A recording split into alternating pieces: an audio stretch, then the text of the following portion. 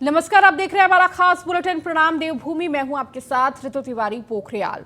उत्तराखंड के सांसदों ने प्रधानमंत्री नरेंद्र मोदी से मुलाकात की। सांसदों ने पीएम मोदी को विधानसभा चुनाव में शानदार जीत की बधाई दी।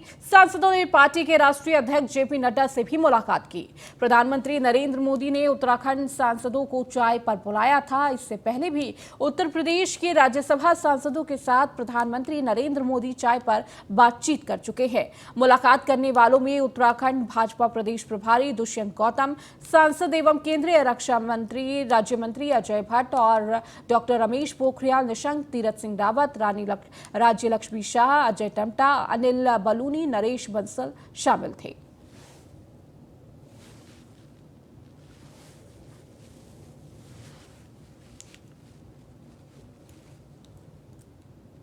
उत्तराखंड में गुरुवार से शुरू हुए आईएएस वीक में शुक्रवार को सचिवालय में आयोजित आईएएस अफसरों की बैठक में संबोधित करने सीएम पुष्कर सिंह धामी पहुंचे। बैठक में मुख्य सचिव समेत सभी आईएएस अफसर, सभी जिलों के जिलाधिकारी और सीडीओ मौजूद रहे।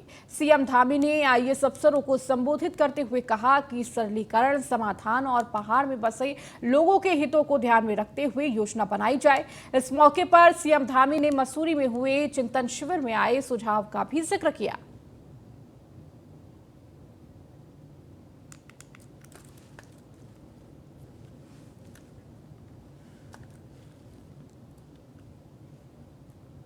मुख्यमंत्री पुष्कर सिंह धामी ने विधानसभा बैकडोर भर्ती मामले में सुप्रीम कोर्ट के फैसले का स्वागत किया है।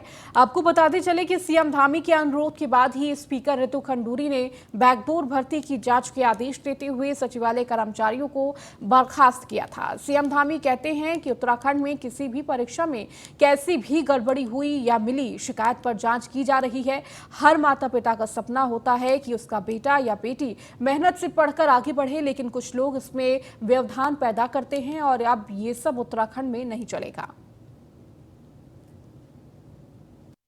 जो भर्ती की जहाँ भी कमियां आई हैं, गड़बड़ियां आई हैं, उन पर एक तो तत्काल जो कार्रवाई हुई है और कठोर कार्रवाई हुई है और भविष्य में गलतियां न हो, इसके लिए हम ठोस रणनीति पर काम कर रहे हैं, ठोस उसके लिए उपाय कर रहे हैं और पारदर्शिता से भर्ती हो। क्योंकि एक गरीब माता पिता के पास, उसके बेटे के पास, बेटी के पास अगर सबसे बड़ी कोई पूंजी होती है, सबसे बड़ा कोई धन होता है, तो वो उसकी शिक्षा ही होती है।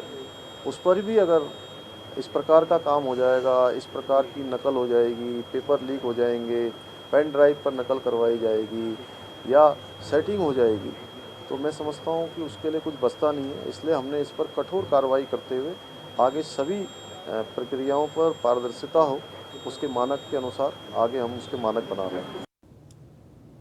मुख्यमंत्री पुष्कर सिंह धामी ने पूर्व प्रधानमंत्री स्वर्गीय अटल बिहारी वाजपेयी के जन्म दिवस 25 दिसंबर को सभी जिलों में ग्राम चौपाल आयोजित करने के निर्देश दिए हैं। मुख्यमंत्री खुद भी ग्राम चौपाल में भाग लेंगे। इसमें सभी मंत्री और अधिकारियों को भी हिस्सा लेने के लिए कहा गया है। सरकार 14 जनवरी को उत्तरायणी उत्सव भी धूमधाम से मनाएगी। इस दिन सौर ऊर्जा की नई नीति आएगी और इससे जुड़ी योजनाओं की लॉन्चिंग होगी। सचिवालय में हुई बैठक में मुख्यमंत्री ने निर्देश दिए उत्तरायणी मेले में प्रदेश भर में भव्य आयोजन किए जाएं। उन्होंने कहा कि यह मेला संस्कृति के संरक्षण और संवर्धन को बढ़ावा देता है। पंचप्रयागों और राज्य के अन्य संगम स्थलों और महत्वपूर्ण घाटों पर भी उत्तरायणी के दिन सूर्य उपासना पर्व आयोजित हो गया। मुख्य आयोजन बागेश्वर में किया जाएगा। उन्होंने निर्देश दिया कि आने वाले पीढ़ियों को उत्तरायणी मेले के महत्व की जानकारी हो और अंतर्राष्ट्रीय फलक पर इसे पहचान दिलाने के लिए भव्य आयोजन किया जाए। सभी जो हमारे ऐसे तीर्थ स्थल हैं, धार्मिक स्थल हैं, जो हमारे पंचप्रयाग हैं, उन सभी स्थानों पर ये हो। क्योंकि उत्तरायण एक बहुत बड़ा हमारा महापर्व है और जहां हम उत्तराखंड के अंदर इसको अलग अलग रंग से, कहीं उत्तरायणी के नाम से, मकर संक्रांति के नाम से, लोहड़ी के नाम से, कहीं पोंगल के नाम से, देश में हर जगह मनाया जाता है। तो हमारे यहाँ पर इसका विशेष महत्व है उत्तरायण का, तो इसलिए निश्चित रूप से ये हमारी संस्कृति का भी अहम हिस्सा है। तो ये आगे जाना चाहिए, इसको हम लोग उत्तराखंड में बाल वाटिका का स्वरूप बदलने की तैयारी हो रही है। नैनीताल के रामगढ़ की बाल वाटिका से इसकी शुरुआत हो गई है। यहां बाल वाटिका को प्राइवेट प्ले स्कूल की तर्ज पर तैयार किया गया है। अब प्रदेश की दूसरी बाल वाटिकाओं में भी इसी तरह बच्चों के शैक्षणिक कार्य से जुड़ी सुविधाओं को शुरू किया जाएगा। नैनीताल जनपद के रामगढ़ की एक बाल वाटिका की तस्वीरें सोशल मीडिया पर वायरल हो रही है। शिक्षा विभाग ने सरकारी स्कूलों में बतौर इन्हें प्ले स्कूल तैयार किया है। उत्तराखंड के शिक्षा विभाग ने प्रदेश में आंगनबाड़ियों को बाल वाटिका के तौर पर बदलकर बच्चों को हाईटेक और स्मार्ट तरीके से शिक्षा देने के तौर तरीके तैयार किए हैं। उत्तराखंड शिक्षा महानिदेशक बंसीधर तिवारी ने जानकारी दी है कि प्रदेश के ऐसे आंगनबाड़ी जो स्कूल के साथ चलते हैं उन्हें सबसे पहले बाल वाटिका के तौर पर तैयार किया जा रहा है। बच्चों को स्मार्ट क्लास और हाईटेक तरीके से शिक्षा देने की तैयारी की जा रही है।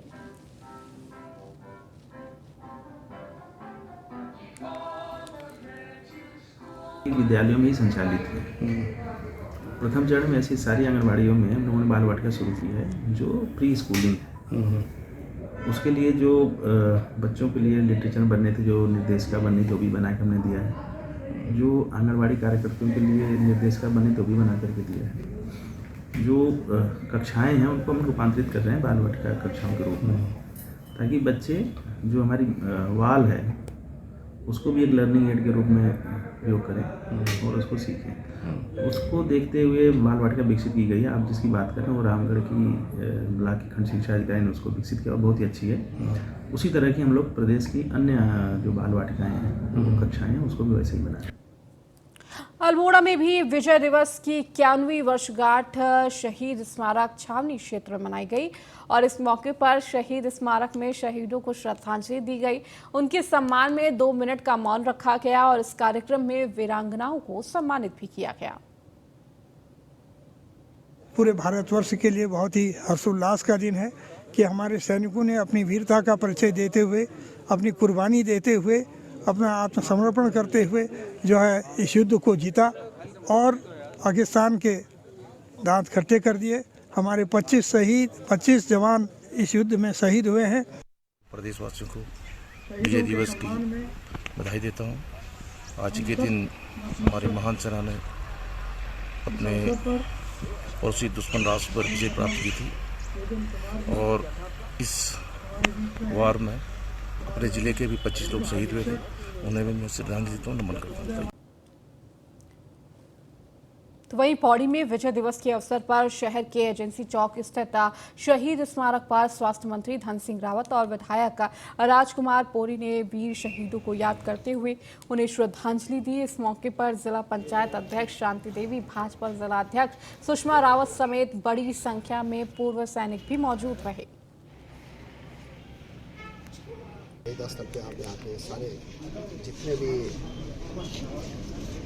युद्ध में शहीद हुए उन लोगों को यहाँ पे श्रद्धांजलि अर्पित की गई है और सभी ऐसे सैनिक परिवारों को भी आज सम्मानित किया जा रहा है पूरे प्रदेश में, जिन्होंने 1971 की लड़ाई में बहुत बड़ा योगदान भारत के लिए दिया है। हम सभी लोग यहाँ पर शहीद स्मारक पर उन शहीदों को नमन करने के लिए एकत्रित हुए हैं और सबने जो 1971 की लड़ाई पाकिस्तान के साथ हुई थी उन शहीदों को जो यहाँ पर श्रद्धांजलि और श्रद्धा सुमन अर्पित किए हैं।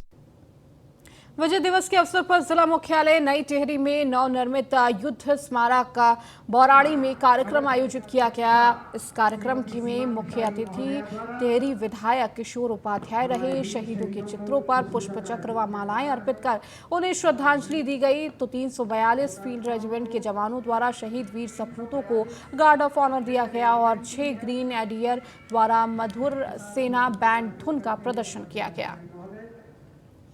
आज हमारे जिन शहीदों ने उनके परिजनों को हमने यहाँ पर सम्मानित किया और अगली बार से मेरी कोशिश होगी कि हम इसको एक बड़े कार्यक्रम के रूप में, देखिए हमारे गौरव हैं, बड़े कार्यक्रम के रूप में, तब चाहे हमारा डिस्ट्रिक्ट एडमिनिस्ट्रेशन हो, तब चाहे हमारी सरकार हो और हम यहाँ नरेंद्र मोदी जी और पुष्कर सिंह धामी जी के नेतृत्व में सैन्य धाम, राजनाथ सिंह जी ने अभी आकर के उसका जो है वो देहरादून में जो सैन्य धाम, ये समझिए कि 4 धाम के अलावा वो हमारा 5वां धाम है।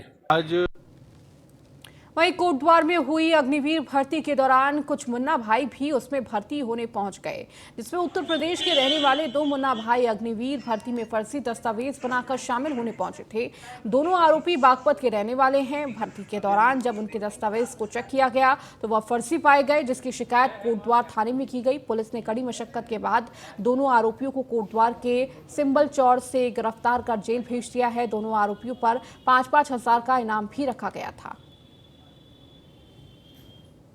2 व्यक्तियों द्वारा फर्जी व कूटरचित दस्तावेज तैयार करके स्थायी निवास प्रमाण पत्र बनवाया गया और इस स्थायी निवास प्रमाण पत्र को उनके द्वारा अग्निवीर भर्ती परीक्षा में उसका इस्तेमाल भी किया गया। चूंकि मामला गंभीर था, अतः तत्काल उसमें मुकदमा पंजीकृत किया गया। इन दोनों अभियुक्तों की गिरफ्तारी के लिए टीम्स भी बनाई गई, जिनके द्वारा लगातार बागपत व आसपास के इलाकों में दबिश भी दी गई और कोटद्वार की पुलिस टीम द्वारा आज इनकी गिरफ्तारी। रुड़की में दिल्ली रोड स्थित एक होटल में गुरुवार देर रात सट्टा खेल रहे 27 लोगों को पुलिस ने गिरफ्तार कर लिया है। यह कार्रवाई एसएसपी अजय सिंह ने निर्देश पर की गई। पुलिस को मौके से 12,50,000 की रकम बरामद हुई है।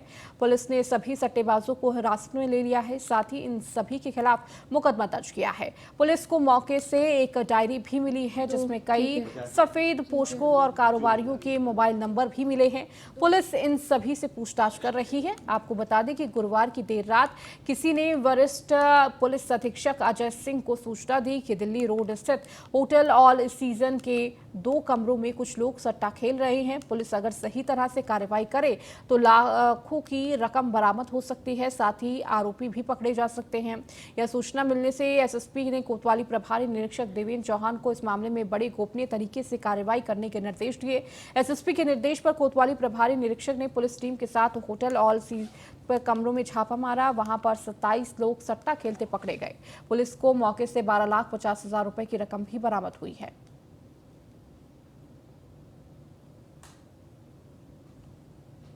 एसएसपी हरिद्वार सर को मिले इनपुट और उनके निर्देश पर सीओ रुड़की के नेतृत्व में होटल ऑल सीजन में छापेमारी की कार्रवाई की गई और वहां मौके से जुआ खेलते 27 लोगों को गिरफ्तार कर उनके कब्जे से 12.5 लाख रुपए लगभग बरामद किए गए हैं।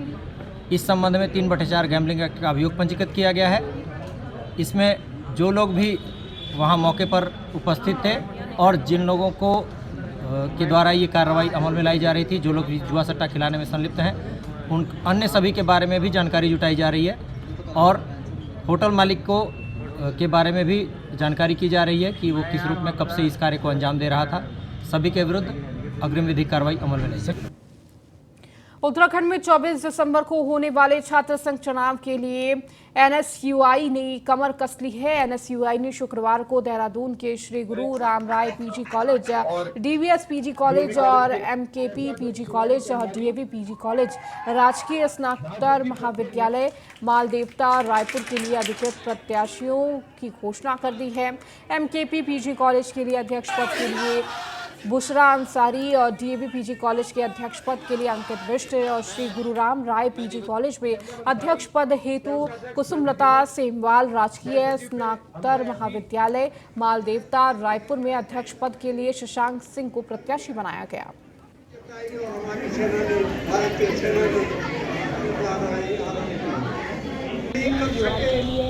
कंचन जो आपके यहाँ मेरे साथ है वो वाइस प्रेसिडेंट पद पे लड़ रही है। कितना उत्साह है जी? अभी तो ऐसा लग रहा है कि 2 साल के बाद हो रहे जा रहे हैं। ऐसा लग रहा है एक तो जो इलेक्शन होते हैं वो स्टूडेंट का त्यौहार जैसा होता है, तो वो 2 साल के बाद त्यौहार मनाने जा रहे हैं। तो कुछ बच्चों को पता नहीं क्या करना है, क्योंकि नए बच्चे, जो पुराने बच्चे हैं वो इतना एक्साइटेड है कि हाँ अब 2 साल बाद फाइनली इलेक्शन होंगे।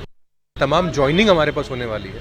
एक इतना पूर्व समर्थन हमको मिल रहा है सभी महाविद्यालयों के अंदर। डीएवी कॉलेज सेट करिए, बाकी महाविद्यालयों की बात करूँ तो तमाम लोग हैं जो खुद हमारे पास आ रहे हैं, एनएसयू में जुड़ना चाहते हैं।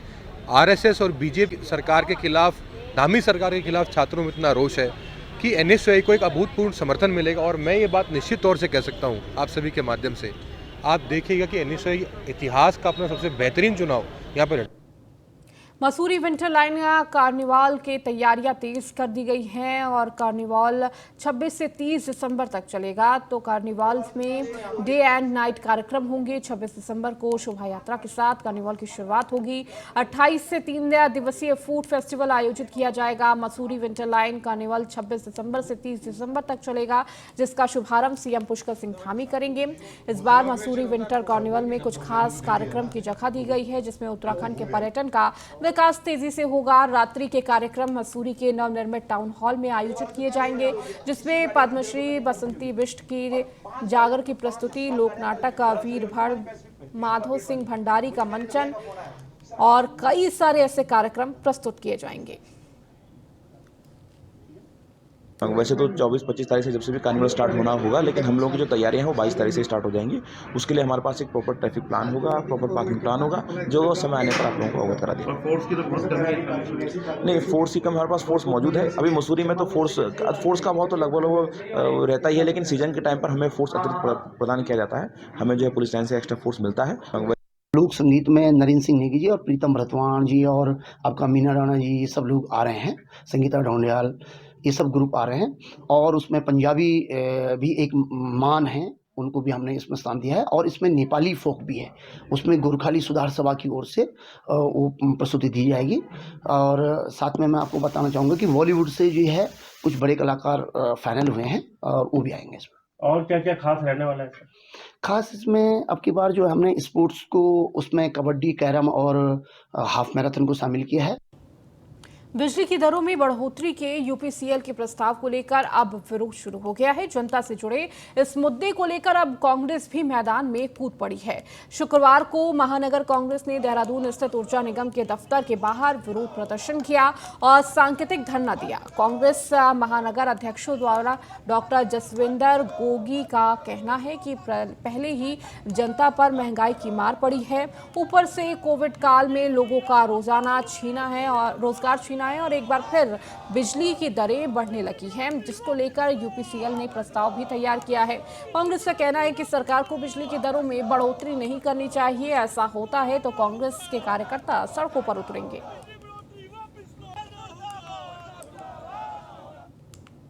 हमारी टीम ने आज घेराव भी किया है और तीसरी बार एक ही साल में ये विद्युत के दाम बढ़े हैं। पहले ही महंगाई से लोग त्रस्त हैं और आज ये फिर से जो विद्युत बढ़ाने का काम किया गया, ये उस स्टेज में किया जा रहा है जहां पहले ही 2 कंपनियों को सैकड़ों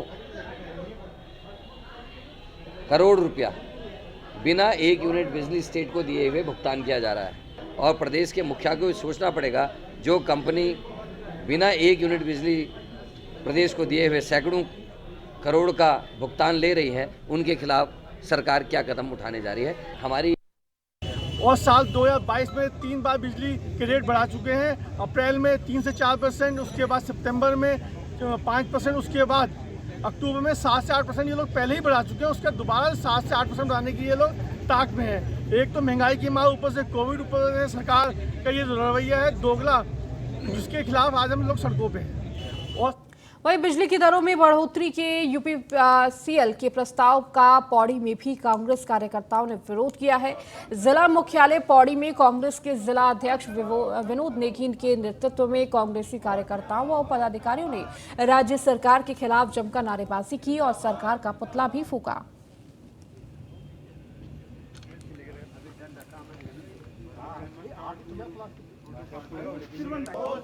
भाजपा सरकार होश में आओ, होश में आओ, होश में आओ, कम करो, बढ़े हुए बिजली के दामों को कम करो। वहीं बिजली की दरों में बढ़ोतरी के यूपीसीएल के प्रस्ताव का अल्मोड़ा में भी कांग्रेस कार्यकर्ताओं ने विरोध किया। कांग्रेस के जिला अध्यक्ष ने नेतृत्व में कार्यकर्ताओं से राज्य सरकार के खिलाफ जमकर नारेबाजी और सरकार का पुतला भी फूका। कांग्रेस के कार्यकारी जिला अध्यक्ष गुड्डू भोज ने राज्य व केंद्र सरकार पर महंगाई बढ़ाने का आरोप लगाया। वहीं गुड्डू भोज का कहना है कि बीजेपी सरकार के राज में महंगाई आसमान छू रही है, कांग्रेस सरकार को घेरने का काम करेगी। भारतीय जनता पार्टी की सरकार के द्वारा महंगाई को बार बार बढ़ाया जा रहा है। आज आप देख रहे हैं कि जो बिजली की दरें हैं उसको बढ़ाने का काम भारतीय जनता पार्टी की सरकार द्वारा पुनः किया जा रहा है। इससे पूर्व भी 1 साल पहले भी भारतीय जनता पार्टी की सरकार के द्वारा बिजली के दरों में वृद्धि की गई है। आज पुनः ऐसा ही प्रयास भारतीय जनता पार्टी की सरकार के द्वारा किया जा रहा है और इतनी महंगाई भारतीय जनता पार्टी की सरकार में हो गई है, चाहे तेल हो, चाहे डीजल हो, चाहे खाद्यान्न सामग्री हो, हर चीज़ में महंगाई जो है बढ़ती जा रही है। इसी क्रम को लेकर आज हमने कांग्रेस पार्टी ने आज यहाँ पर पुतला दहन। बिजली की दरों में बढ़ोतरी के यूपीसीएल के प्रस्ताव का हरिद्वार के कांग्रेस कार्यकर्ताओं ने भी विरोध किया। चंद्राचार्य चौक पर बड़ी संख्या में एकत्रित कांग्रेसियों ने राज्य सरकार का पुतला फूंका, बिजली के दामों को नहीं बढ़ाने की मांग की है और इसी दौरान कांग्रेस नेताओं ने आरोप लगाया कि राज्य की जनता पहले ही महंगाई और बेरोजगारी से त्रस्त है। ऊपर से राज्य सरकार द्वारा बिजली के दामों में बढ़ोतरी करके जनता को परेशान किया जा रहा है। भाजपा सरकार द्वारा जिस तरह से बेरोजगारी और महंगाई आसमान पर है, उसकी जो डबल मार आम इंसान पर है वो तो है ही।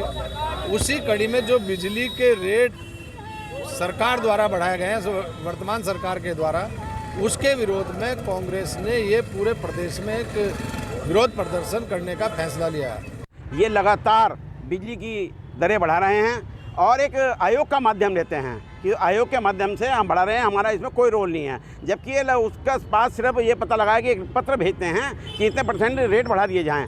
ये गुंडागर्दी हिटलराइज सरकार जो चला रही है, इसको हम बिल्कुल बर्दाश्त नहीं करेंगे। विजय दिवस के अवसर पर कांग्रेस मुख्यालय देहरादून में श्रद्धांजलि एवं सम्मान समारोह कार्यक्रम का आयोजन किया गया था। इस मौके पर कांग्रेस प्रदेश अध्यक्ष करण माहरा समेत पार्टी के कई वरिष्ठ नेता ने शहीदों को श्रद्धांजलि दी। इस दौरान कांग्रेस प्रदेश अध्यक्ष करण माहरा ने पूर्व सैनिकों को शॉल उड़ाकर उनका सम्मान भी किया। 93,000 पाकिस्तान के सैनिक जो हथियारों के साथ थे, उन्होंने सरेंडर किया और बांग्लादेश का गठन हुआ। उस विजय में जिन सैनिकों ने अपनी शहादत दी, फील्ड मार्शल साहब और समय के जनरल्स, उन सबको आज हम लोगों ने याद किया है और भारत माता के वीर सपूतों के जो संततियां हैं उनको याद किया है और चाहते हैं कि आगे भी भारत की सेना इसी तरीके से शौर्य गाथाएं लिखते रहे। लक्सर में 1 साल से अधिक के समय से निर्माण पूरा कर चुके स्थायी राष्ट्रीय परिवहन निगम के बस अड्डे की शुरुआत को लेकर अभी भी क्षेत्रवासियों में असमंजस की स्थिति बनी हुई है। बस अड्डों को शुरू करने के लिए व्यापार मंडल के अध्यक्ष मनोज वर्मा सहित क्षेत्र के कई लोगों ने खानपुर विधायक उमेश शर्मा से शिकायत की है। विधायक उमेश शर्मा ने जल्द ही अधिकारियों से बात कर उनकी समस्या निराकरण का भरोसा दिलाया।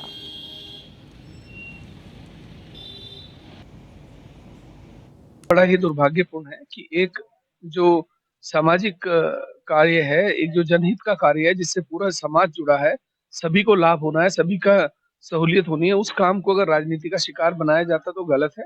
इसके संबंध में मैं पूरा प्रकरण समझ के और जिन भी संबंधित अधिकारियों से बात करनी होगी बात करके इसका निस्तारण कराएं।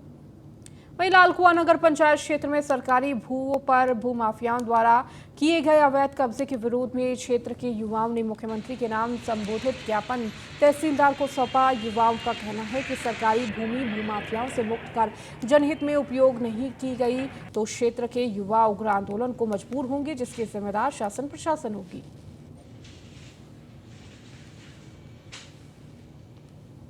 तहसीलदार के माध्यम से मुख्यमंत्री जो ज्ञापन भेजा है, जिसमें हमने मांग की है कि लालबाग क्षेत्र में भूमाफियाओं द्वारा सरकारी भूमि पर अवैध कब्जा कर रखा है और उक्त भूमि को जल्द से जल्द खाली कराया जाए और जनता के विकास कार्यों में लाई जाए। लालबाग क्षेत्र में बस अड्डा न होना, पार्किंग न होना एक यह बड़ी समस्या है। हम मांग करते हैं कि जल्द से जल्द अवैध कब्जेदार से सरकारी भूमि को खाली कराया जाए और उक्त भूमि को जनता के उपयोग में लाई जाए। लालपा में बस अड्डा बन जाए तो लोगों को कहीं ना कहीं फायदा होगा। माननीय मुख्यमंत्री जी को एक शिकायत पत्र दिया गया है, जो कि लालपा में काफ़ी हमारे जो लीज पे भूमि थी अवैध रूप से भूमाफियों ने उस पर कब्जा कर रखा है, जिसके कारण लालपा में विकास कार्य रुका पड़ा है। बस मेरी यही मांग है कि वो अवैध भूमि को जल्द से जल्द खाली कराया जाए और लालपा के विकास कार्यों में लगाया जाए। वहीं सितारगंज में स्वास्थ्य विभाग और पुलिस प्रशासन की टीम ने संयुक्त रूप से बिना लाइसेंस के चल रहे अस्पतालों और झोला छाप डॉक्टरों के खिलाफ कार्रवाई की है। स्वास्थ्य विभाग और पुलिस प्रशासन की टीम ने सितारगंज नगर पालिका क्षेत्र के वार्ड नंबर 6 में एक झोला छाप डॉक्टर की दुकान पर छापा मारा। छापे के दौरान टीम को प्रतिबंधित दवाइयों और एक्सपायरी डेट की दवाइयां बरामद हुई हैं, जिसके बाद दुकान को सील कर दिया गया। लोकल से इंफॉर्मेशन आई थी कि डॉक्टर साहब द्वारा अनाधिकृत रूप से घर में प्रसव के दवाइयाँ दी जा रही हैं, तो हमने मौके पे उप निरीक्षक जी के द्वारा यहाँ पे उनकी अध्यक्षता में यहाँ पे छापा मारा। छापे में हमें कई ऐसी दवाइयाँ पाई गई जो नारकोटिक में आती हैं, और हमारे पास ऐसी भी दवाई पाई गई यहाँ पे छापे में जो गर्भपात वगैरह में यूज़ करी जाती हैं, जो पूर्ण रूप से बैन है। और डॉक्टर साहब मौके पर यहाँ मौजूद नहीं थे और उनके यहाँ पे क्लिनिक में किसी भी प्रकार का कोई लाइसेंस नहीं पाया गया, और काफ़ी एक्सपायरी डेट की दवाइयाँ भी यहाँ पे पाई गई हैं निरीक्षण के। अल्मोड़ा शहर के ऐतिहासिक धरोहर को वोकल फॉर लोकल का आयाम देने के उद्देश्य से सोबन सिंह जीना विश्वविद्यालय के फाइन आर्ट्स के छात्र कैनवास के जरिए दीवार पेंटिंग का जीवंत स्वरूप देने में जुटी हुई है, जहां फाइन आर्ट्स में पढ़ने वाले छात्राएं शिक्षा के साथ ही अपने हुनर से अपना स्वरोजगार कर आमदनी कर रही है। छात्राओं का कहना है कि वह यहाँ की ऐतिहासिक और सांस्कृतिक धरोहर को संरक्षित करने के साथ रोजगार का जरिया बन रहा है। लोग अप्रिशिएट भी कर रहे हैं। मैं एसएसडी यूनिवर्सिटी अल्मोड़ा से फाइन आर्ट कोर्स कर रही हूँ। अभी मेरा बीएफए कंप्लीट हो गया है, अभी मैं एमएफए कर रही हूँ। अभी हमारे एम्बेसडर होटल में यहाँ पे काम चल रहा है, सर के द्वारा हमको कुछ काम दिया गया है, जिसमें उन्होंने अपनी ऐतिहासिक संस्कृति को मतलब आगे बढ़ाने का एक कह सकते हैं कि ये 1960 में बना हुआ एक एम्बेसडर होटल है, जिसका पुराना जो दृश्य है हमको वो बनाना है, वो होटल बनाना है।